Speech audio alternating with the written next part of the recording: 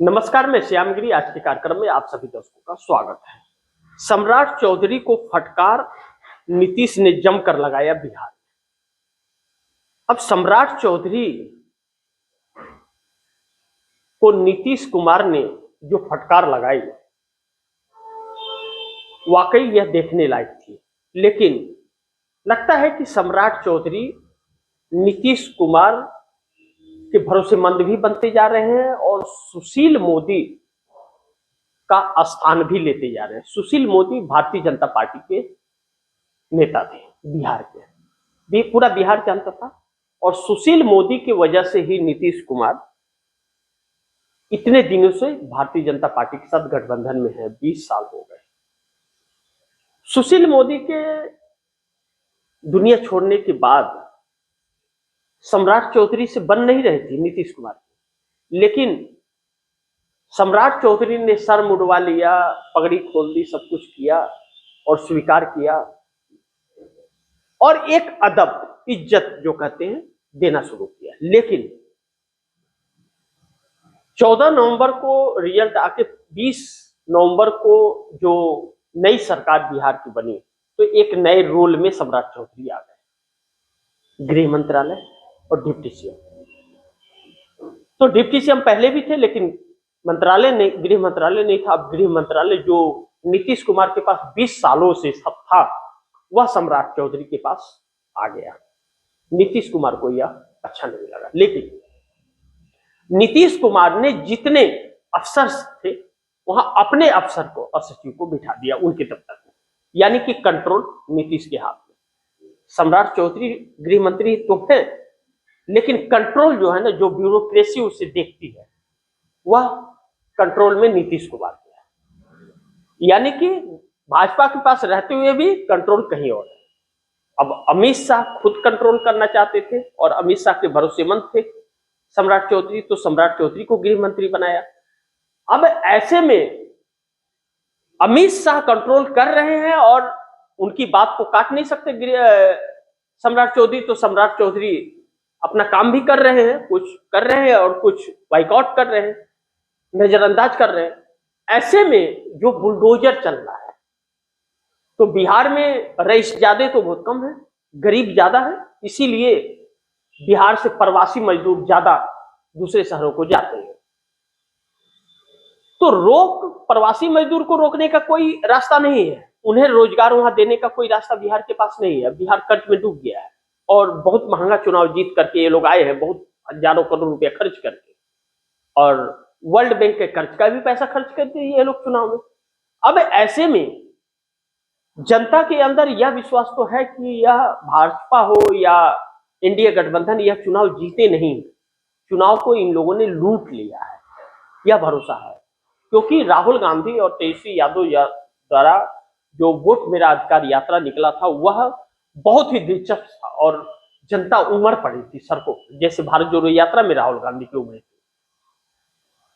अब जो बुलडोजर चल रहा है और सम्राट चौधरी चला रहे हैं, वह चला तो सम्राट चौधरी रहे, हर कोई जानता है, लेकिन कमान नीतीश कुमार के हाथ में है। तो नीतीश कुमार बदनाम हो रहे हैं। नीतीश कुमार ने अपने 20 साल के कैरियर में कभी भी बुलडोजर नहीं चलाया, बल्कि घर को बसाने की कोशिश की, उजारा नहीं। ऐसे में अंधभक्त कहते हैं कि सरकारी जमीन खाली नहीं कर रहे। अरे काहे का सरकारी? देश की जनता से ही तो सब कुछ है, जनता कहां जाएगी? और वह आप उद्योगपतियों को बेचोगे? ठीक है, मान लिया सरकारी जमीन है, तो 20 साल से आप कहां थे? 20 साल क्या आंखें फूट गई थी आपकी? नहीं दिखाई दे रहा था? उस वक्त क्यों नहीं खाली कराया? दूसरी चीज, झोपड़ी पर बुलडोजर चल रहा है, गांव पर बुलडोजर चल रहा है। क्या वह इस देश के नागरिक ने? क्या उनके लिए अलग से व्यवस्था की सरकार ने? और जो झोपड़ी में है, इतना अपना जीवन झोपड़ी में बिता रहा है, इसका मतलब उसके पास वह ताकत और शक्ति और वह कमाई नहीं है कि वह अपना घर बना सके। तो ऐसे में आप झोपड़ी भी उजाड़ दोगे तो वह व्यक्ति परिवार लेकर के कहां जाएगा? इस बात का ख्याल सरकार ने नहीं किया और इसको लेकर के नीतीश कुमार का जो खिलाफत जनता कर रही है, आने वाले वक्त में उसकी कीमत चुकानी पड़ेगी। ऐसे में जो 20-25 का चुनाव हुआ, तो 25 के चुनाव में नीतीश कुमार के साथ सिंपैथी थी। अब सिंपैथी थी तो अच्छा खासा सीट मिला, 43 से 85 पे आ गए। अब जो सम्राट चौधरी कर रहे हैं उससे नीतीश कुमार को नुकसान होगा, और नीतीश नहीं चाहते कि उनके राजनीतिक कैरियर के आखिरी वक्त में उनकी पार्टी समाप्त हो जाए, जो भारतीय जनता पार्टी तोड़ना भी चाहती है। तो नीतीश कुमार फटकार लगा दिया कि भैया ये सब चीजें बंद करो, यह सब नहीं चलेगा।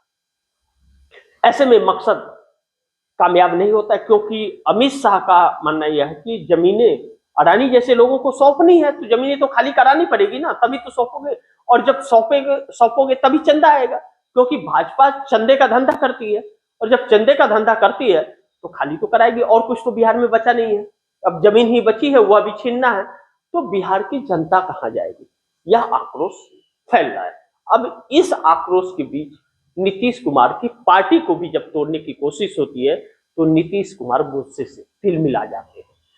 लेकिन एक चीज है कि स्वार्थ, राजनीतिक स्वार्थ कुर्सी की जो है वह प्रबल है इन नेताओं के अंदर, और अब जब कुर्सी और कुर्सी छीनती हुई नजर आ रही है तो वह अब भारतीय जनता पार्टी का दामन छोड़ करके और इंडिया गठबंधन जो बिहार में नाम मात्र का बचा है चुनाव के बाद, क्यों ऐसी आई तस्वीरें, क्या वाकई वोट चोरी की वजह से यह है या तेजस्वी यादव की वजह से, या वक्त बताएगा, उस पर अब बहुत चर्चाएं हो चुकी है।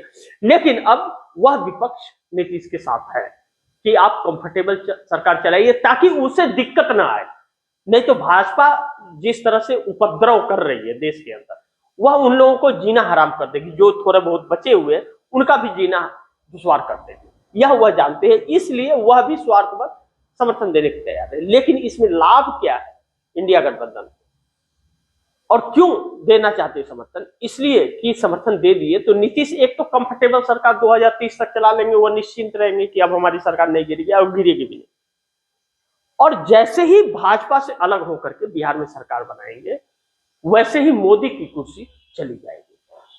अब इस बात का अंदाज तो भाजपा को भी है, लेकिन भाजपा अपने तौर फोड़ पर इतना विश्वास है उसे कि हम अपना सीएम बना लेंगे, जिसके लिए लगातार वह प्रयास पर प्रयास करे जाएंगे, और यही प्रयास भारतीय जनता पार्टी को अब लेने के देने पड़ सकते हैं, क्योंकि नीतीश कुमार वह करी है कि वह इसी पर नहीं देंगे, वह कैबिनेट को बदल देंगे, और कैबिनेट के बदलते ही नीतीश कुमार नरेंद्र मोदी की उल्टी गिनती शुरू हो जाएगी। बिहार में एक गलत पंगा मोदी और शाह ले रहे हैं। मोदी और शाह को बिहार की राजनीति पता नहीं है कि जब तक चल रहा है तब तक चल रहा है, और जिस दिन नजर घूम गया बिहार का, उस दिन गुजरात जाने लायक भी नहीं बचेंगे, ऐसी हालात हो जाएगी उनकी। अब बिहार के अंदर यही सारी चीजें जो परिस्थितियां चल रही हैं वह इन्हें बड़ी चौंकाने वाले है। दूसरी चीज की नीतीश कुमार चंद्रबाबू नायडू के संपर्क में है, चंद्रबाबू नायडू नीतीश कुमार के संपर्क में है, और दोनों के साथ परिस्थितियां एक ही है, क्योंकि नीतीश कुमार अगर टूट गए तो अगला नंबर चंद्रबाबू नायडू का ही है। फिर साम दंड भेदभाव कैसे भी करके चंद्रबाबू नायडू को भी अपने शिकंजे में यह सरकार ले लेगी, क्योंकि किसी भी हद तक यह जा सकती है, उनको जेल भी डाल सकती है, क्योंकि उनके केस में क्लीन चिट मिली तो है, लेकिन वह केस बंद नहीं हुआ है। जो कौशल विकास परियोजना का केस था चंद्रबाबू नायडू का 360 करोड़ रुपए का, उसके तहत जो 52 दिनों तक उन्हें जेल में डाला गया था, वह फिर से रीओपन हो सकता है, और रीओपन हुआ तो उनकी राजनीति खत्म, राजनीति तो खत्म करेगी भाजपा चंद्रबाबू नायडू को, अगर रह गई तो या तो अभी कर दे, तोड़कर अपनी सत्ता मजबूत कर ले, या फिर 2029 में वाईएसआर जगनमोहन रेड्डी से गठबंधन करके और चंद्रबाबू नायडू को छोड़ के फिर चंद्रबाबू नायडू गायब हो जाएंगे, क्योंकि वह अपने वादे नहीं पूरा कर पा रहे। भाजपा अपने वादे पूरा नहीं कर रही तो वह भी नहीं वादे पूरा कर रहा है, क्योंकि जो अमाउंट केंद्र सरकार से मिलना था वह मिल नहीं रहा है, झुंझुना थमाया जा रहा है। तो सारे प्रोजेक्ट देर से चल रहे हैं, और देर से चल रहे हैं तो उसमें खर्च ज्यादा हो रहा है। ऐसे में चंद्रबाबू नायडू भी नाराज है। तो अब नायडू का जो अल्टीमेटम दिया है नरेंद्र मोदी को कि भाई अगर आपने अपने वादे पूरा नहीं किए तो हम समर्थन वापस ले लेंगे, और नीतीश कुमार एक अलग रणनीति पर काम करे। ऐसे में नीतीश और नायडू की जोड़ी जो है वह आने वाले वक्त में मोदी सरकार को बहुत भारी पड़ सकती है, इस बात से इनकार नहीं कर सकते। अब थोड़ा इंतजार करना पड़ेगा वक्त क्या करवट लेता है। लेकिन आप दर्शकों की क्या राय है, आपके सुझाव क्या है, कमेंट बॉक्स में जरूर दीजिएगा। इस खबर को ज्यादा से ज्यादा शेयर कीजिएगा, अपने दोस्तों को भी कहिएगा आगे शेयर करें। आपने अगर चैनल को सब्सक्राइब नहीं किया, सब्सक्राइब कर लीजिए, अपने दोस्तों को भी कहिएगा चैनल को सब्सक्राइब करें। मिलते हैं अगली खबर के साथ, तब तक के लिए नमस्कार।